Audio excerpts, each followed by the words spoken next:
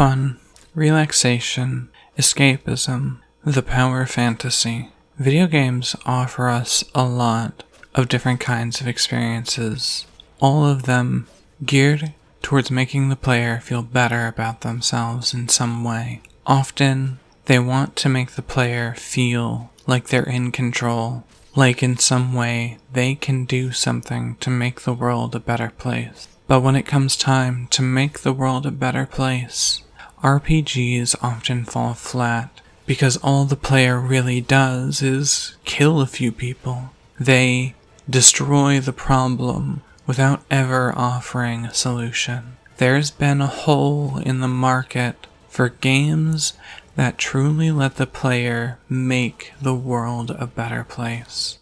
Ever since back in 2015 when I first started looking for games that would let me play as a healer of some form, I've seen that there are other players who want this sort of experience.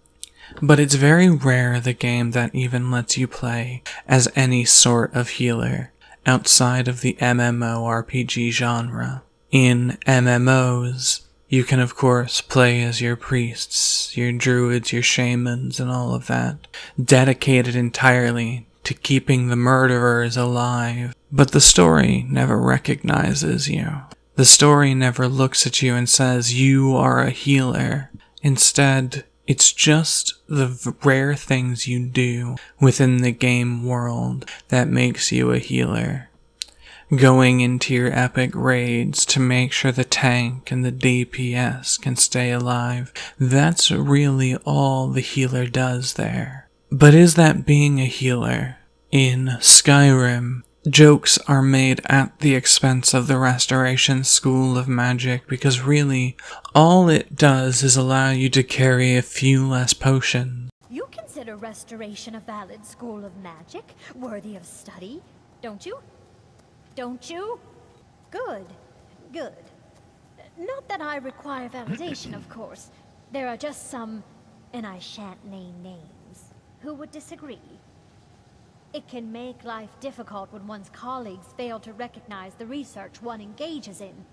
You can just mend your own wound at a moment's notice. It's not even like the game gives you supporting characters to heal, to make sure that they survive, so that you can face encounters more easily. No, instead, you just can heal yourself. You can keep murdering for longer. Skyrim, as a game, makes reference to characters who can heal. There is one quest where you can help a healer in Whiterun, but even then, it's not like you see a real difference in the world because of it. It's very rare the game that makes being a healer an actual point within the game. I can only really think of 2 games that do this. Those 2 games being Pathologic and Vampire. Now, technically there would be 3 games as Pathologic has a sequel, but Pathologic's sequel is more of a remaster of 1/3 of the first game. In Pathologic, you play as a doctor trying to fight the plague, and throughout the game, every day that passes, people can die from this plague. The world slowly wears down, people get sick and injured, and like I said, they can even die from the plague itself. But with enough hard work, you as the player can save some, if not all of these people with exceptional work. By going through and collecting materials, making sure to interact with everyone, you can try to keep the population calm as they wait out this plague. If you fail to do this, the city slowly devolves into chaos.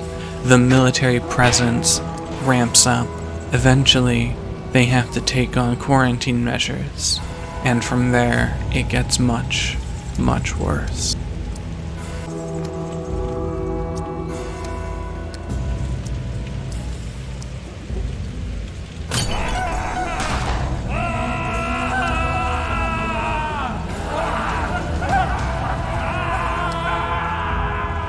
But these aren't just disembodied voices or background cast members that might theoretically exist.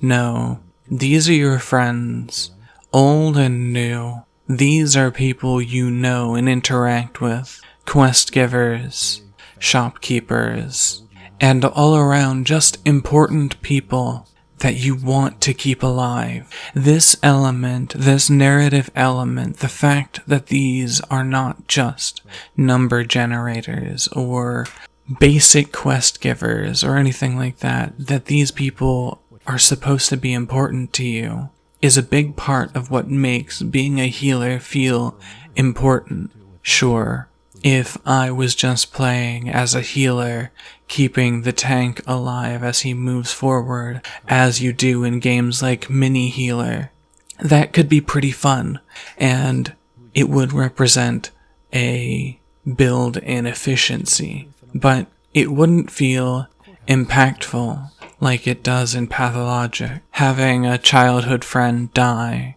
because you failed to get them the medicine that they needed feels so much more emotionally meaningful than watching the tank get hit once again and fade into oblivion because that tank never meant anything. Vampire has a similar system and a similar problem. There is a vampire plague going around the town, killing people, and you can treat their illnesses. There are mechanics supporting treating their illnesses, making sure their symptoms aren't as bad, and also getting to know the person for who they are. As you treat the person, as you get to know them, your connection to them increases, and whether or not you're the bad guy, helping them, treating them, getting to know them, getting involved with them, gives you benefits. If you're playing as the villain, this actually gives you more points to put into your powers and your mutation. And of course, if you're trying to play a more heroic route, this saves more lives and allows you to some special dialogue options there near the end of the game. Pathologic and Vampire both show a unique approach to being a healer in a world. Instead of taking the MMORPG approach and just giving you some healing spells, they actually make the fact that your character is a healer important within the world. Imagine, if you would, in Skyrim, that there were simply radiant events that would occur where you see a downed individual and you can cast healing magic on them, or you could give them a healing potion. If your skills weren't high enough or the potion wasn't strong enough, it didn't work, and you saw them die, or if you refused to help, you would come back and they'd be dead. But if your skills were good enough, it would save the person. Maybe they'd give you a small reward, or maybe later on when you encounter that individual, they have a higher opinion of you, so you get things like discounts from shopkeepers, or perhaps a chance to recruit them. This would make your alchemy and restoration skills feel much more meaningful narrative-wise within those worlds.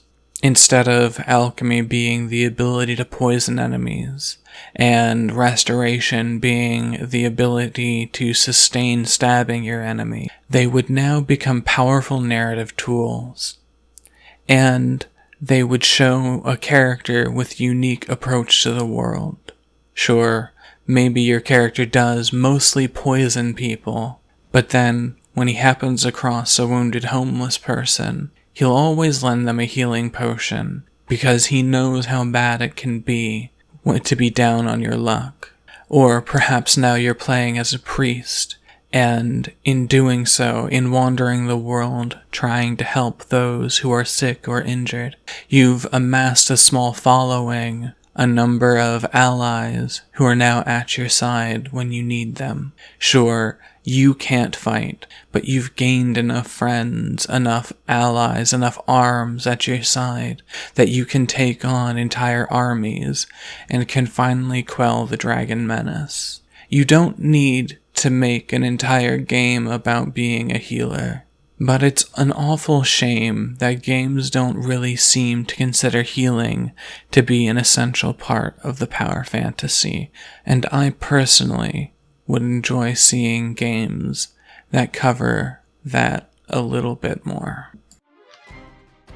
Hey there guys, thanks for watching. This one was inspired by a post that I saw a couple of years back that was like, what are some games that let you play a healer in them? And I couldn't really ever find any good games that let you play a healer until Vampire came out, and then I also learned about Pathologic, so that was really cool. Anyway, I hope you enjoyed the video, and thank you for making it all the way through. If you're interested, I tend to stream Tuesdays and Wednesdays over on Twitch, and if you can't join me over there, but want to watch through me struggling my way through games like Divinity Original Sin and Arx Vitalis, I have an unedited VOD channel that should be on screen now, where you can go to check out gameplay of that. But if you liked the video, make sure to give it a like, and subscribe for more Magic video game content. In the meantime, just remember, nobody cares. Thank you very much and good night.